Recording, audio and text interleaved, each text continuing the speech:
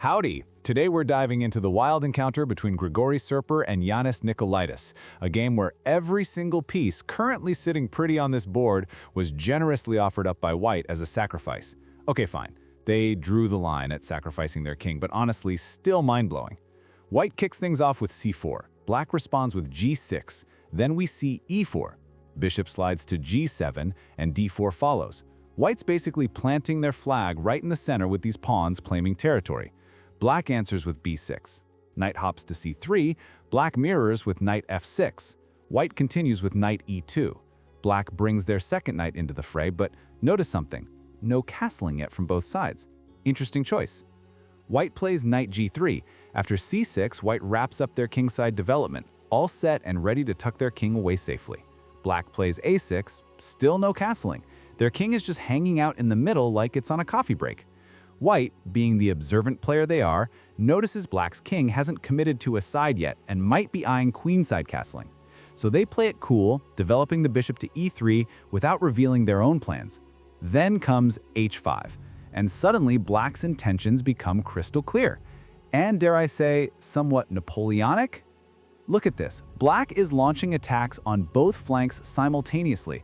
They're trying to fight everywhere at once, which, if history has taught us anything, looking at you, Napoleon, doesn't usually end with a victory parade. White plays f3, giving that central e4 pawn some backup. Black launches their queenside offensive with b5, but White doesn't bite on the b5 capture. Instead, they slam down c5, essentially putting Black's c6 pawn in prison. Black captures on c5, White recaptures, Black's queen emerges on c7, then finally castles. About time. h4 charges forward. That pawn is storming toward White's king like it's late for an appointment, though honestly, there's no real danger yet. The knight only has one escape square, h1. Talk about a tight spot. The other knight springs to h5, setting up a potential hop to f4. White's queen slides to d2, shutting down that idea real quick. After e5, White's knight returns to civilization on f2. Now, here's where Black makes an interesting decision. After some serious thinking, they skip kingside castling, which actually might have been okay here, and play knight f8 instead. Maybe they're planning to reroute it to e6 or d7 before going queenside. Who knows? Meanwhile, White, who's ahead in development, starts cranking up the pressure with a4. They're coming for that queenside. After b4, Black tries to avoid trades and lock things down. Then comes the first gift of the game, knight d5. White just dangles that knight out there like a piñata. Black really has no choice but to grab it.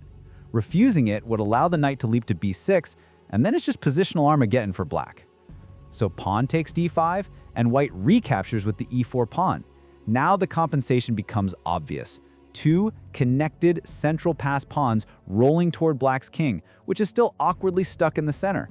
That knight on f8 is literally blocking its own king's emergency exit. Black tries f5, attempting to seize some initiative. f4 threatens to trap the bishop, but White calmly plays d6. After queen c6, White offers another present, bishop b5. And just like with the knight on d5, Black has to take it. Now there's a nasty pin between queen and king, forcing the capture. After the pawn recaptures, here comes another tactical haymaker. Black can't even take this pawn because the a8 rook is just hanging there completely undefended. But apparently, Black is already getting steamrolled by these central pawns and decides, you know what, take the rook. I don't even care anymore. Queen takes b5, White gobbles up the rook on a8, and Black's queen retreats to c6. Quick sidebar. Queen b7 would have been way better here, defending the rook and at least postponing the disaster. For example, after c6, rooks get traded. Even if White captures afterward, Black would have time to snag the piece on f1. And after bishop takes b7, sure, Black is still losing, but at least there's a pulse. At least there's hope. But in the actual game, Black just gives up the rook. Sometimes you just have one of those days. After queen takes b5, rook takes a8, queen c6 attacks the rook. Logic says the rook should move, right? But no, White brings in the second rook, continuing the assault on the king while just letting f4 happen. Black, seeing all this free material, starts eating everything that isn't nailed down. f4 traps the bishop. Rook a7 follows. Black thinks for a moment and resists the urge to grab the bishop immediately, playing knight d7 instead, probably sensing that a rook invasion is coming and doubling on the 7th rank would be curtains. But White just keeps pushing their agenda, force-feeding black pieces like a grandmother who refuses to accept that you're fall. Rook c8. After the check, black has to take. Then comes queen d5, another piece just left hanging out there. But white doesn't care about their pieces. They only have eyes for black's king. Black greedily snatches the bishop on e3. After queen e6 check, the king shuffles to f8. If king d8, it's instant mate with queen e7. Don't do that. Now picture this. White's knight is currently under attack. What's the sensible move? Move the knight to safety, right? But nope. White captures on d7 instead. Interesting. After check on f2, white's king casually strolls to f1, not even bothering to capture the pawn. And this king move to f1, chef's kiss. Pure precision. No worries about queen checks on a6. White can just snap up that pawn and all the checks evaporate. But now, white's threatening mate in 1. Black's only move to stop mate on f7 is offering a queen trade. But hold up, what queen trade? White's still got 2 more pieces in the giveaway pile. Rook sacrifice on f7. White just keeps stuffing black with material like it's Thanksgiving dinner. Black captures. They have to. Queen c8 check. Queen e8 follows. Another queen trade offered. White accepts, but on their terms, d7, defending their own queen on c8 while simultaneously attacking black's queen. Obviously nobody's taking on c8, white would just promote another pawn. Black has to retreat their king to f7 to activate their rook. After the captures, we land in a position where black has 3 pieces against white's queen. Sounds like fair compensation, doesn't it? Spoiler alert, it's not even close. White does have a menacing passed pawn on c5, queen check on b7. Rook e7 blocks, and white finally achieves their ultimate dream.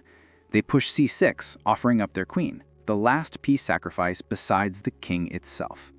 Black wisely declines. If they'd grabbed it, after the trades, white promotes on b8 and there's literally no defense. Game over. So black tries e4, hoping to unleash their secret weapon, that f2 pawn. After e2 check, if white takes on f2, it's mate with queen e1. Yikes. White spots the threat, but doesn't panic. c7 follows. The pawn is 1 square away from becoming a queen. Black shoves their pawn toward promotion. White's king is 1 move from mate. Tension is high. Only move. Queen d5 check. Black's king retreats to f6. Queen d6 check. King f7. Queen d5, king f6. White's using the repetition to buy time. They just need to pass time control. After queen d6 check, king goes back to f7. Now, white sacrifices yet another queen on e7, taking out that attacking rook that was helping push the e3 pawn toward white's king. Then, like a phoenix rising from the ashes, the white queen is reborn on c8 after promotion, and black has no choice but to desperately cling to their past pawns. So what's the situation now? White has given away their entire army. That queen is brand spanking new, but the game's not over. Not by a long shot. Queen check on c5. King steps aside. Check on b5. After queen b6, white snatches the pawn on g6, and oh, it's a double attack, hitting both the bishop and knight. There's no way to defend both pieces. Black decides their battering ram pawn has to fire. e2 check. White needs to be very careful here. 2 captures are possible, f2 or e2. Take a moment. Can you find the winning move for white? Think about it. 1, 2, 3. White captures on f2. Here's why. If white had taken on e2, a devastating knight fork follows, hitting both king and queen on f2. Disaster averted. But black's not done with their tricks yet. Bishop check on e3. Black's finally starting to sacrifice pieces themselves, but white's had enough of black's hand-me-downs, thank you very much. King steps to e1. And here, black resigns. Of course, that bishop can't be captured. It would let black promote on e1, and if king takes on e2, it's the same knight fork, hitting both king and queen. So why did black throw in the towel after king e1? Didn't they have knight f4? Sure they did, but it's nowhere near enough compensation for white's queen. 2 minor pieces don't cut it, and that e2 pawn is about to fall anyway. Plus, white will calmly collect the b4 pawn with checks, then push their own passed pawn to promotion. It's over. A truly spectacular game. If you enjoyed this analysis, smash that like button and subscribe to the channel. Until next time, keep your pieces safe. Or don't, if you're feeling adventurous like Serper.